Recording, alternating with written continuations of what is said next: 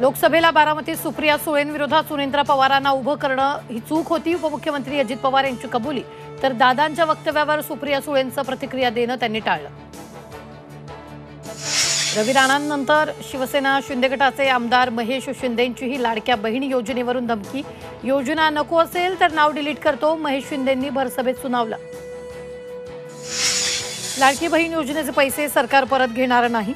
आमदार रवी राणांच्या वादग्रस्त वक्तव्यानंतर सरकारची ग्वाही। कुणाचा बाप लाडकी बहीण योजना बंद करू शकणार नाही, फडणवीस कडाडले।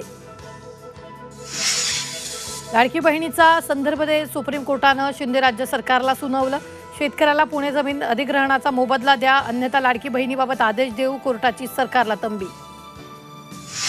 विधानसभा निवडणूक दिवाळीनंतरच होणार असल्याची सूत्रांची माहिती। ऑक्टोबर महिन्यात आचारसंहिता लागू होण्याची शक्यता। नगराध्यक्षपदाचा कालावधी 2.5 वर्षाऐवजी 5 वर्ष होणार। तर मराठवाड्यातील खालसा जमीन वर्ग 1 करणार। राज्य मंत्रिमंडळाच्या बैठकीत 3 महत्त्वाचे निर्णय। भाजपच्या राष्ट्रीय अध्यक्षावरून दिल्लीत संघ आणि भाजपमध्ये 5 तास खलबतं। अध्यक्षपद महिला किंवा ओबीसीकडे जाण्याची शक्यता, सूत्रांची माहिती।